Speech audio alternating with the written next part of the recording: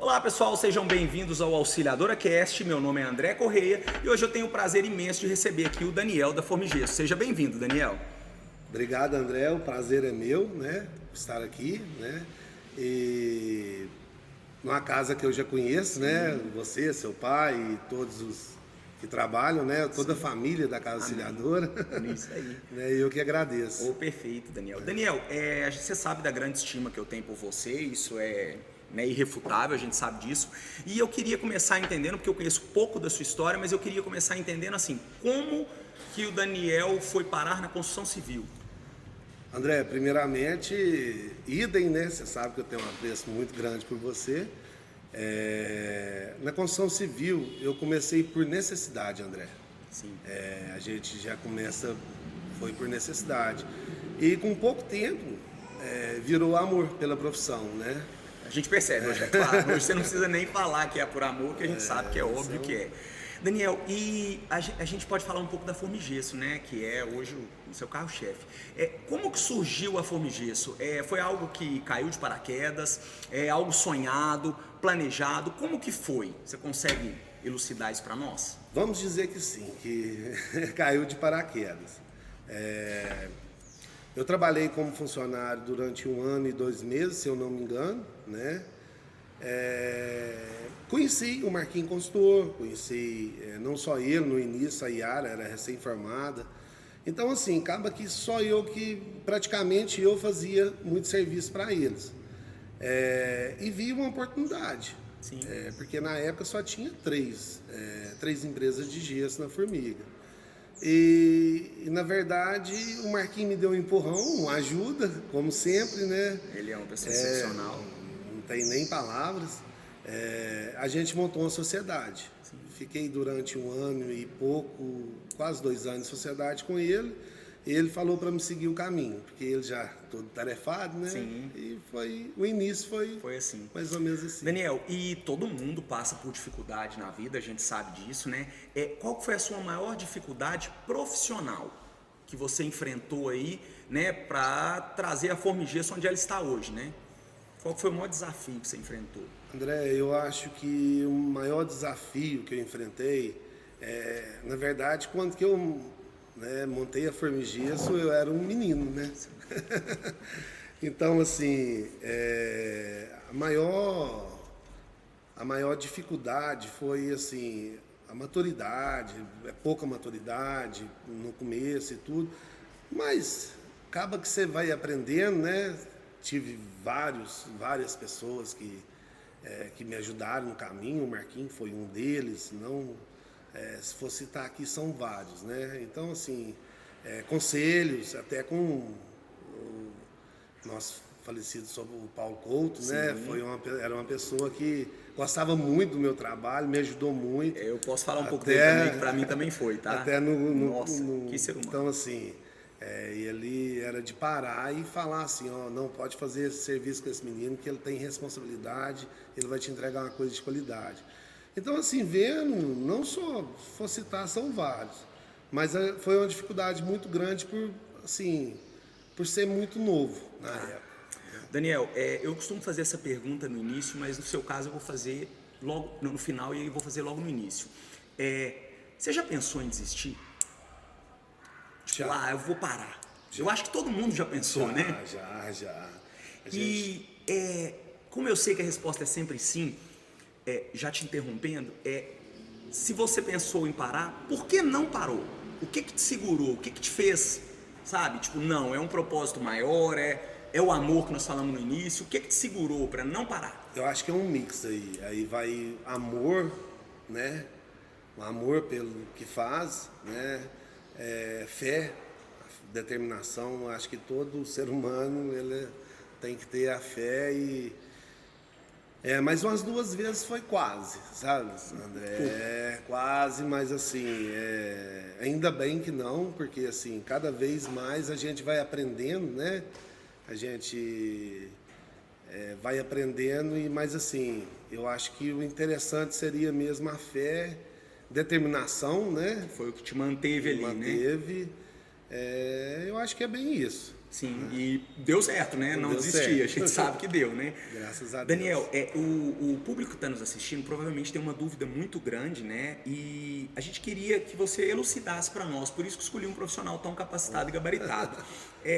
Qual que é a diferença hoje de madeira simples assim e fácil de ser entendida entre o gesso comum e o drywall? Olha, André, é bem vasta essa pergunta sua. Primeiramente, obrigado pelo profissional. Mas eu costumo falar para meus clientes, meus clientes perguntam muito, eu vou usar a plaquinha branca ou vou usar o drywall, né? Vamos fazer uma categoria assim. Eu costumo falar para o meu cliente o seguinte, você pega uma plaquinha branca, você joga ela no chão, ela vira 1000 pedacinhos. Você pega um pedaço de drywall, ele está intacto, né? Que tanto que você reveste pisos, então assim, a diferença, você fala assim, a plaquinha branca é ruim? Não, feita por um bom profissional, se for uma casa de laje, é bacana. Mas o drywall ele já é mais diversificado. Sim, eu tenho mais opções. Mais opções, entretanto. Térmica, acústica, vamos dizer assim, você tem uma garagem de estrutura metálica. Não é recomendado você pôr uma plaquinha branca. Para não dar aquele furinho, né? Não dá furinho e aquilo. Tudo mais. Não vai subir em cima do telhado, mas sobe em cima do telhado. Então, assim, ela não acompanha muito bem. Apesar que a estrutura já tem uma dilatação muito grande com o concreto, né? O aço com o concreto, a ferragem com o concreto. Então, assim, são várias atitudes... E são produtos diferentes. Bem diferentes. Tipo assim, a plaquinha branca é um produto de fundo de quintal. Sim. Feita um artesanal. Artesanal, assim. Bem artesanal. Agora, o drywall já é um produto industrializado, né? Sim. Ele já tem todas as normas. Então, assim, é um produto testado, né? Então, assim... Eu entendi o que você quis dizer. Porque, na verdade, não existe uma certificadora das plaquinhas, né? E a gente tem no drywall, a gente tem aí todo um certificado para ser produzido. Então, dependendo de onde ou como eu comprar a placa, talvez ela tenha uma qualidade bem inferior e seja um material com certeza que se torne ruim por ter sido mal feito. Seria com isso? Certeza. É um tabu também, André, porque assim, vamos dizer assim, nas grandes capitais, você não, praticamente é zero. A plaquinha branca, ela vem acabando, diminuindo ao longo do tempo. Hoje você ainda tem os dois. Tem os dois, mas assim, enquanto sai lá do galpão lá 2.000 metros de drywall, que seja o acartonado drywall, né? Você vai sair aí uns 200 metros de plaquinha branca. Sim. Né? Então, assim, já o pessoal vai amadurecendo também, vai vendo a qualidade, vai, né, percebendo a praticidade, o tempo também. Tempo de secagem, tempo de cura, muito. Tem um processo mais longo, né? Aí na plaquinha, pelo pouco que eu entendo. Durabilidade também. Hoje, assim, no drywall a gente tem a placa RU, que é resistente à umidade, que a gente faz banheiro, área úmida. Tem a placa RF, fechamento de galpão, que o próprio corpo de bombeiro exige. Então, assim, é nas normas mesmo, né, André? A placa ST, comum, você faz divisória, para fechamento, você trabalha com ela com forro. Então, assim, e tem as outras placas também, né? Já você parte para uma performance hoje da placa, que é uma placa, em cada ponto de fixação, ela aguenta 50 quilos. Sim, aí seria uma parte de parede para a gente poder fazer também, Isso, então assim, você já faz um fechamento, você faz um fechamento de parede hoje, você não precisa de fazer as ancoragens atrás, você pôr o reforço, né? Então, assim, a própria placa Performance, ela aguenta cada ponto de fixação 50 quilos. Então, assim, a tendência é que vire tudo na parte do drywall mesmo, falar assim. Eu vejo que ainda, Daniel, existe um pouco de... eu não sei se é preconceito ou falta de conhecimento, porque a plaquinha, né? Eu tive a oportunidade de conhecer seu trabalho há 16 anos atrás, 17, quando eu fiz a primeira casa para vender, e desde aí, né, você tem trabalhado conosco em parceria. E a gente fazia sempre na plaquinha, naquela época, eu acho que nem existia drywall, se existisse não era tão difundido, assim, né? Divulgado. Hoje, você falou que provavelmente isso vai haver uma troca. Hoje, 80% do que você faz lá já é drywall, né? E 20% hoje ainda seria plaquinha. Você acha que é porque nós estamos no interior e existe uma dificuldade de aceitação de trocar o material? Seria isso? Sim, André. Eu tenho vários amigos montadores em São Paulo, esparramados pelo Brasil. Então a gente vem, os últimos 10 anos, né, o drywall subiu muito, porque é merecido, é um material de melhor, muita qualidade, né? Mas assim, André, você vê nos Estados Unidos há 60 anos atrás, você já trabalhava com drywall, você fazia uma casa inteira, né? Interior, exterior. Então você vai chegando no Brasil, então você sabe, primeiro no Brasil chega capitais e tudo, São Paulo. Depois a gente vai chegando nos interiores, depois né? que vai chegando nos interiores. Mas a gente percebe, eu te dou um exemplo simples, Divinópolis. Divinópolis já há uns 5 anos ou mais, você quase não vê plaquinha branca, é mais drywall, assim.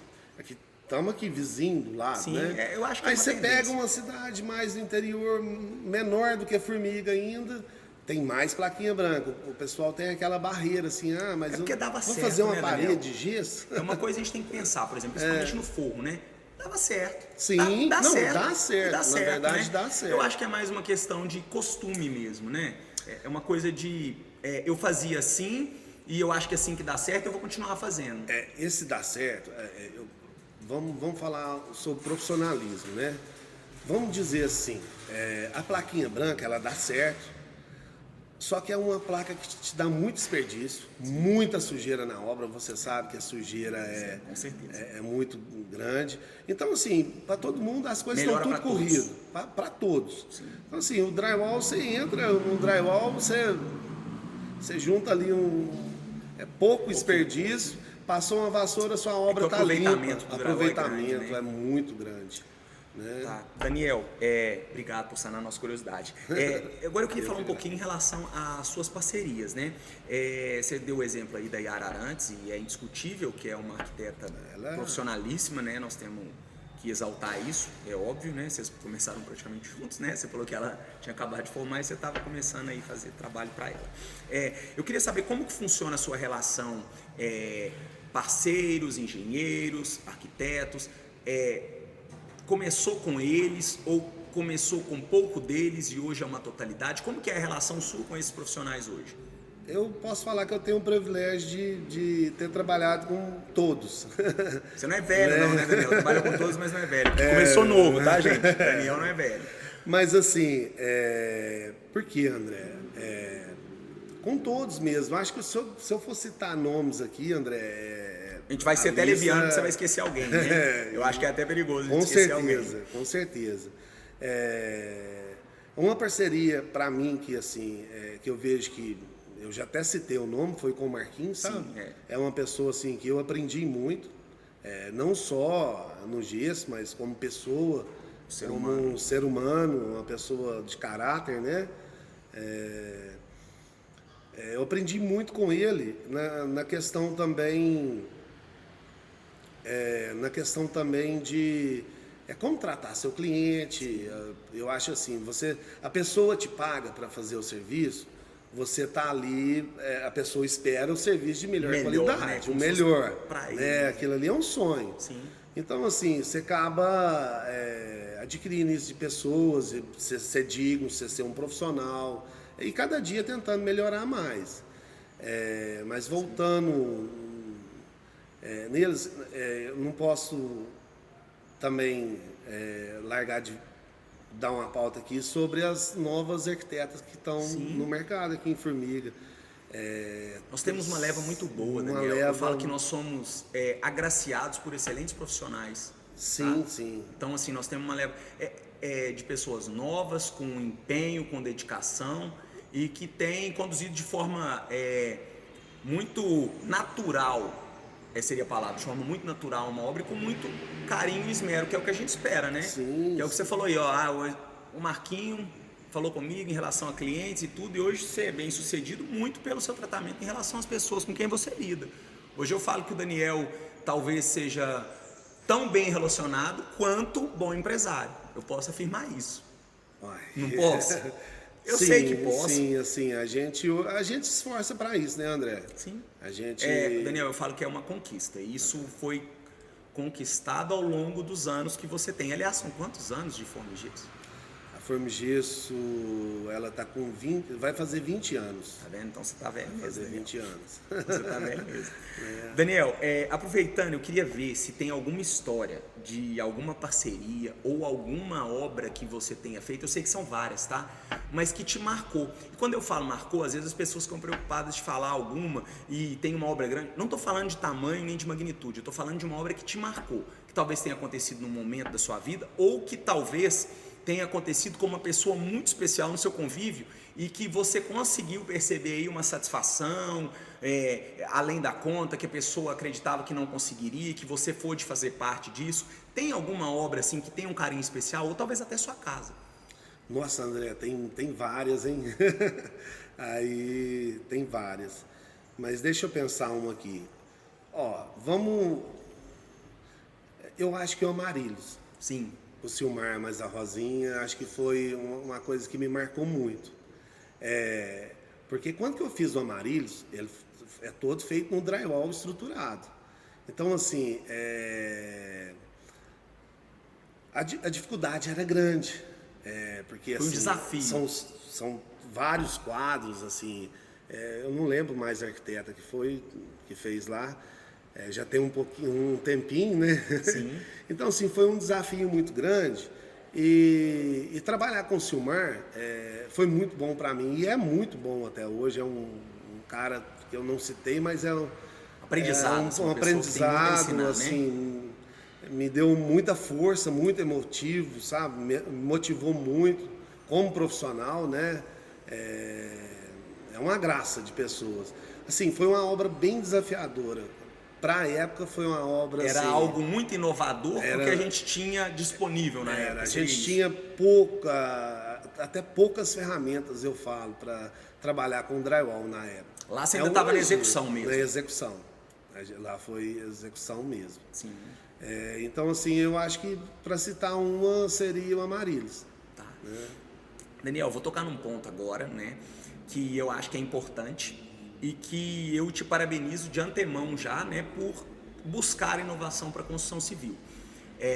Eu sei que a gente está fazendo aí, né, você está fazendo aí uma casa de steel frame. Sim. E eu queria que você contasse um pouquinho sobre por que eu comecei a trabalhar com esse steel frame, né? Por que o Daniel começou com isso, e que pé que está essa obra e as dificuldades dela, porque nós vamos falar assim, você acabou de falar do Amarílios, por isso que eu puxei esse gancho, tá?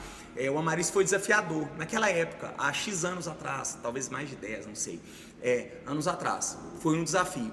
O steel frame seria um novo desafio? André, eu já... Menos do que o Amarílios? Eu acho que, assim, hoje a gente está um pouco mais maduro, né? A gente encara as coisas diferentes. Né? Eu acho que o Amarílios tem bem mais de 10, hein? Mas aqui, eu fiz um curso de steel frame tem uns 14 anos atrás, na Brasilite, né? Sim. Então, assim, na época era só placa cimentícia. Então, assim, foi muito bom. Eu sempre tive vontade.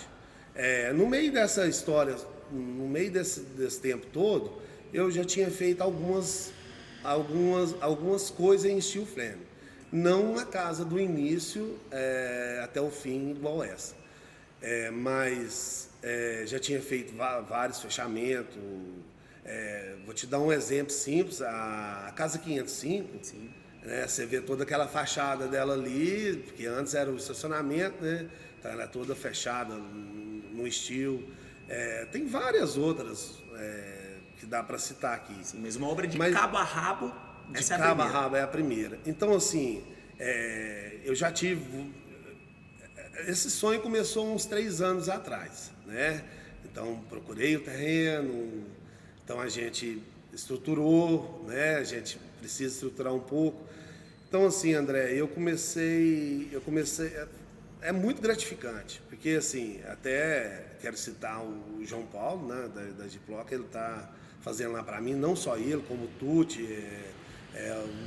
vários Profissionais, vários profissionais da cidade mesmo que estão executando lá, assim, hoje a gente tem uma leva boa de profissionais, né?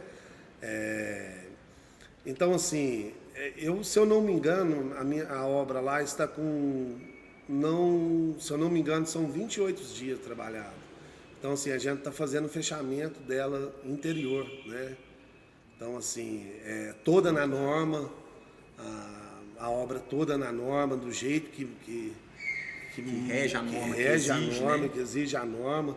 Você tem toda a garantia do fabricante, né? A gente está usando lá a Glasrock X, que é hoje, para mim, o meu ponto de vista, é a melhor,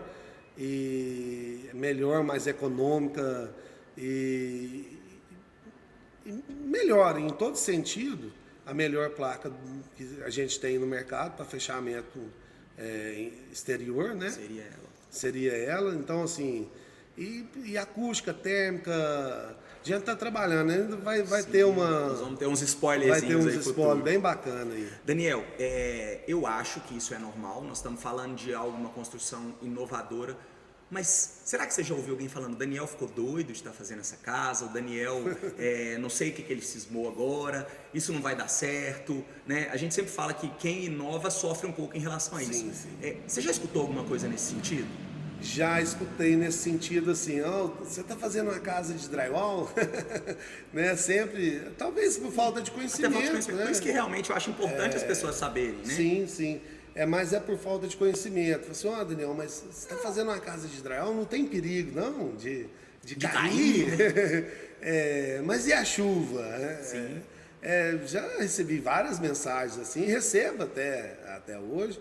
Então separa, explica para o cliente ou para o amigo que o steel flare é uma norma construtiva, né? Sim. Então, assim... E que já é usada muito em outros lugares, é a em outros realidade, países aqui. né? Sim. Não é um futuro, é a realidade. Eu costumo falar que é a Nós realidade. estamos num presente, né, Daniel? Isso Sim, é um presente, sim. né? Cara, e deixa eu te fazer uma outra pergunta. O steel frame ele tem uma velocidade mais rápida do que a construção normal. Sim. Fato, indiscutível, né? É uma construção mais limpa também, né? Também. Tá, você tem um planejamento de prazo para esta obra ficar pronta? André, até planejamento é o seguinte, eu estou marcando os dias, porque assim, como que ela está sendo feita com profissionais nós mesmos, amigos, parceiros, né? Então, assim, se fosse Deus do início, ela já estava pronta. Sim. Eu entendi. Né? É que na verdade não estão trabalhando continuamente o tempo todo nela. Né? Tá, então computando por dia a gente vai conseguir pegar por exemplo, 28 dias. Nós podemos falar que a casa tem 30 dias de construção. Sim, 30 né? dias de construção. De construção em atividade. Ela está com 75% da fase da construção, do steel, né? Sim. Vamos deixar o acabamento de lado, que Sim. é a área, né? Que é uma outra etapa, e aí o acabamento ele é feito da mesma forma no Apesar steel. que a gente estamos começando já no acabamento, Sim. né? Até daqui entregar da o casa material. auxiliadora, você vai me entregar lá amanhã, Se hein? Deus quiser. Né? Mas ainda eu posso te passar isso com mais detalhes. Com mais tá? detalhes.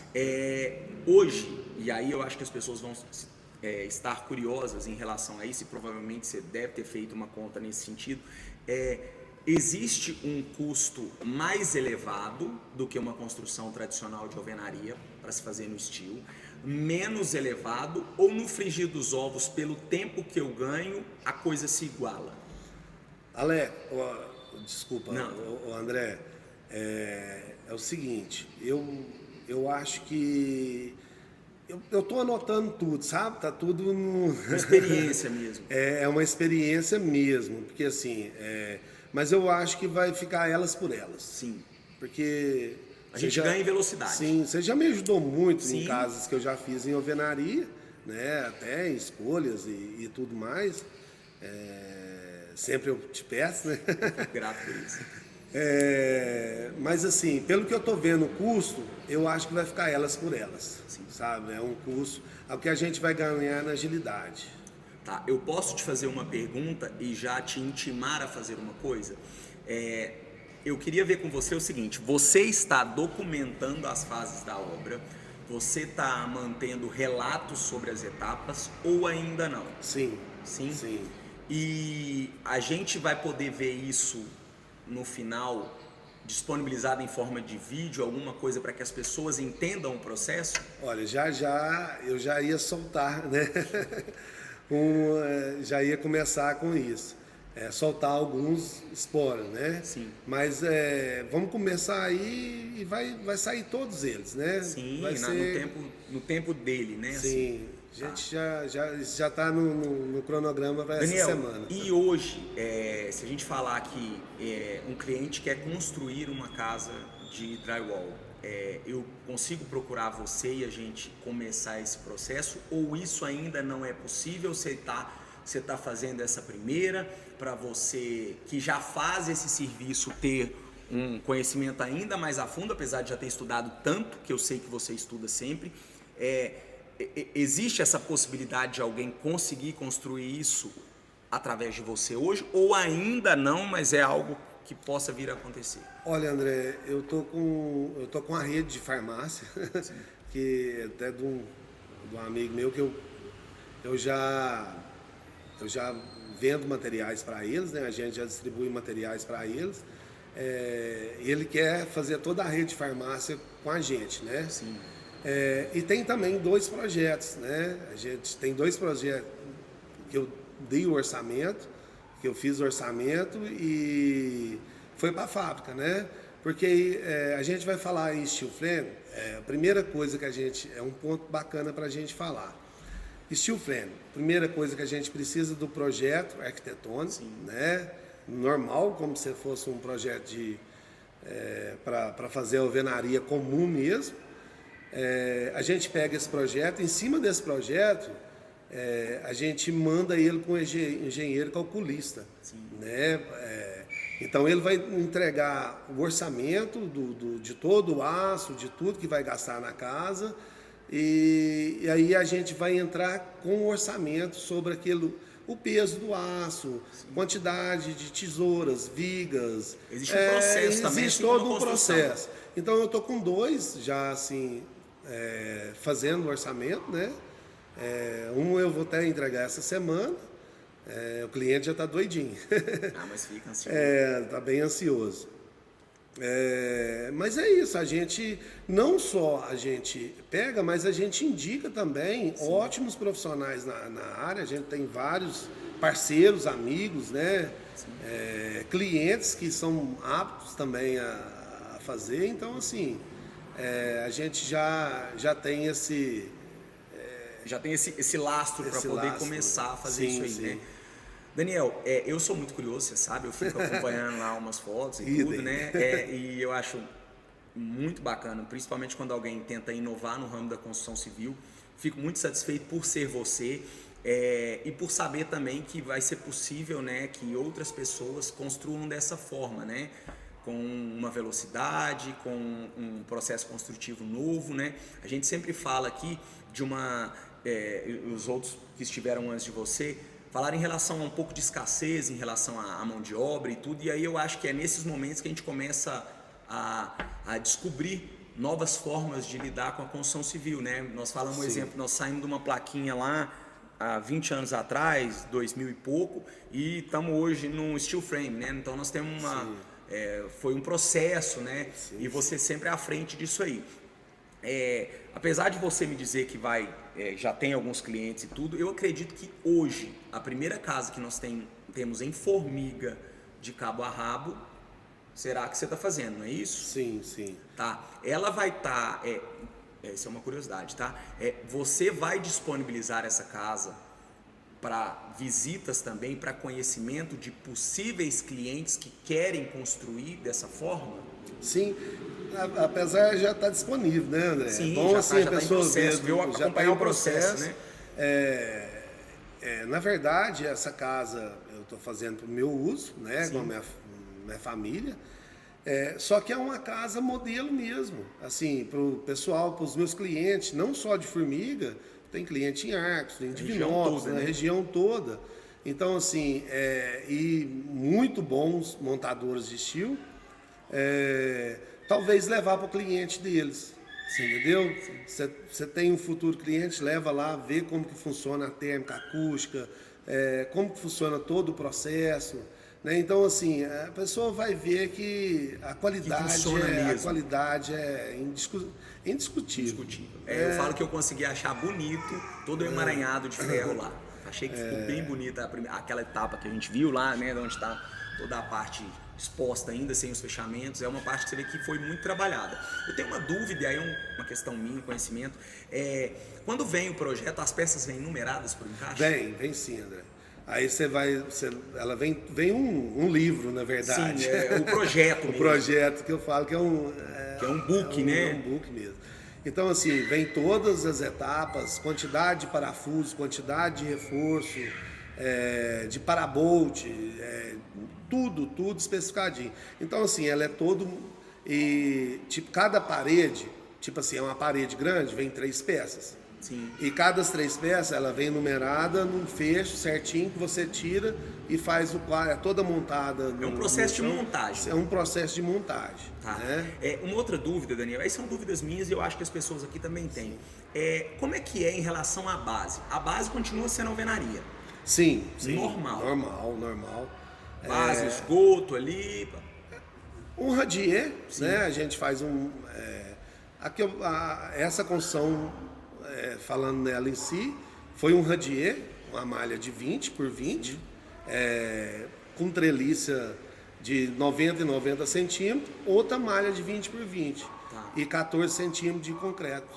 Isso tudo foi calculado pelo mesmo engenheiro calculista que fez o procedimento todo? Sim, toda. Porque tem uma análise de terreno, né? Tem tudo isso, né? Todo. O que eu não consigo fazer de steel frame ainda? O que eu não consigo numa casa? Por exemplo, eu quero fazer uma piscina. Dá para fazer? André, dá. A piscina dá. A piscina dá. Então, assim... Vedação. Mas, assim, vamos dizer assim, tem gente que fala assim, mas vai acabar com... Não. Vai só... eu acho que melhora a questão dos pedreiros. Eu estou até com um pedreiro lá que é ótimo, está fazendo acabamento lá. Ele entrou com esse intuito, vai acabar, mas aí na verdade ele... Eu não acho que vai acabar, não tem, eu acho que vai melhorar. Vai melhorar. Tipo porque, você achar que uma riscadeira maior substituiu uma mão de obra, pelo contrário, ela facilitou, né? As ventosas. Substituiu um servente, não, eu acho que facilitou a vida. Portanto, que você falou aí na escassez de mão de obra, né? Que você acabou de citar agora há pouco, na escassez de mão de obra. Então, assim, uma coisa segura, prática e muito resistente. Eu acho que eu entendi o que você está querendo dizer. Olha para você ver, a gente falou escassez, né? A ideia que eu tenho que vai acabar a construção civil. Tá escasso, vai acabar. Eu acho que pelo contrário, Daniel, esse é um pensamento meu. Pelo contrário, e pelo que você me falou aqui, eu consegui vislumbrar isso muito bem. A gente tem uma escassez de mão de obra, fato. Porém, quando eu melhoro o processo construtivo, talvez eu aumente o interesse das pessoas em trabalhar com aquilo, ou facilite a vida de quem já trabalha com aquilo, né? Hoje você fala assim, um pedreiro de acabamento, ele tem muito mais ferramentas do que um pedreiro de 40, 50 anos atrás. Alto, né? Exatamente. Então, assim, eu acho que, na verdade, nós estamos caminhando para uma melhoria de mãos de obra. Melhoria. Eu acho que é isso. Mas, assim, André, tem que tomar muito cuidado, assim, principalmente na minha área, vamos falar assim, né? Na minha área, pela questão seguinte. Essa escassez de mão de obra, isso é comum em qualquer comércio, pode ser uma loja, qualquer coisa tem uma escassez, né? Isso é uma realidade hoje, né? E talvez, André, também as pessoas já começam a querer montar steel frame, acho que é um Lego, não, aquilo ali tem muito estudo por trás, né, Daniel? Não só com muito estudo, André, mas assim, é muita responsabilidade. Você trabalhar com né, sonho de uma pessoa. É porque eu falo que, eu vendo isso, tem 19 anos que eu faço isso, e eu falo que é o sonho mais caro que as pessoas têm, estão nas nossas mãos, Sim, né? sim. Nós e todos os profissionais da construção civil. Então tem que ter uma responsabilidade muito grande para poder trabalhar em prol do sonho mais caro da vida das pessoas, né?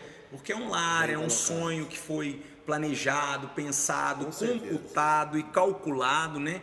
Então realmente eu falo que você tem muita razão quando você fala isso, porque a gente tem que pensar assim, poxa, eu estou lidando com o maior sonho ou talvez o mais caro da vida do meu cliente. Então eu acho que tem que ter uma responsabilidade muito grande. Não pode ser só uma troca de dinheiro, né? Eu dou o serviço, dou o dinheiro. Eu acho que tem que ter um amor envolvido, como você falou, né? E é possível ver nos seus olhos que você se emociona aí toda vez que fala do sonho das pessoas, e eu pude ter você realizando muitos dos meus. Então assim, eu concordo com você, concordo plenamente com você. Tá? E eu queria, Daniel, aproveitar, a gente está encerrando já. Eu queria ficar aqui mais 2 horas, né? Bom mas papo, foi bom hein? o conhecimento. Bom, sempre. Eu acho que a gente conseguiu elucidar muito da coisa. Eu sei que o steel, que é hoje, né, o que está em alta e o que você tem batalhado em prol, ele é uma realidade. Ele talvez se torne o seu carro-chefe em breve, né? E eu sou muito grato a você por trazer melhorias na construção civil e essas inovações para a cidade. Eu acho que, não só para a cidade, para a região toda, né? Eu acho que isso é muito válido e muito importante, né?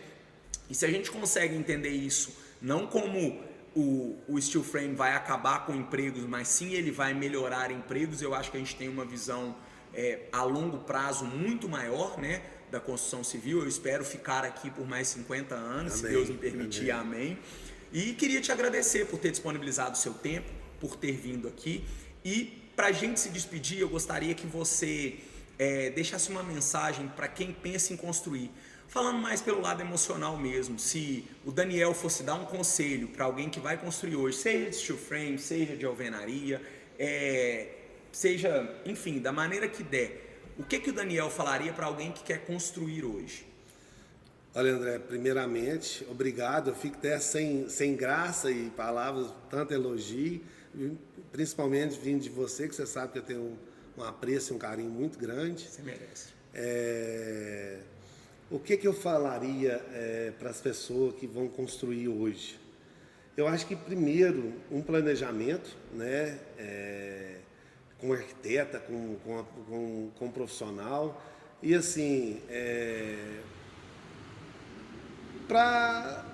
eu acho que juntar mais profissionais, sabe, André? Sim, hoje, mas eles coligarem. Coligares, porque eu acho que assim, primeiro de tudo, é um projeto bem feito, né? E aí o projeto acho que depende de muita gente, né, Daniel? Sim, sim. E eu acho assim, eu costumo falar que a construção é uma coisa abençoada. Costumo falar e posso afirmar, porque a gente começa, eu já comentei isso com você várias vezes, a gente começa uma construção, eu pelo menos começo uma construção, vou lá, dedico tudo, peço a Deus a bênção, a proteção, e talvez eu não tenha aquele valor, mas as coisas aparecem. Então, assim, seria fé, né? Sim, que eu acho que é importante. A fé é muito importante, e procurar profissionais de qualidade, né? Sim. Essa frase que você falou me fez lembrar quando eu entrei aqui, meu pai falou comigo assim, ó, acostume-se, na construção a gente coloca um tijolo e Deus acaba. Desde que a gente tenha fé, né, e trabalhe afinco com honestidade. Seu pai já Deus falou acaba. isso comigo algumas vezes. Então eu acho que ele tem Mas razão. então assim, é isso. Eu acho que o conselho seria esse. Perfeito. Gente, eu gostaria de agradecer a todos vocês. Esse foi o Auxiliadora Cash com o Daniel e até a próxima. Muito obrigado. Obrigado.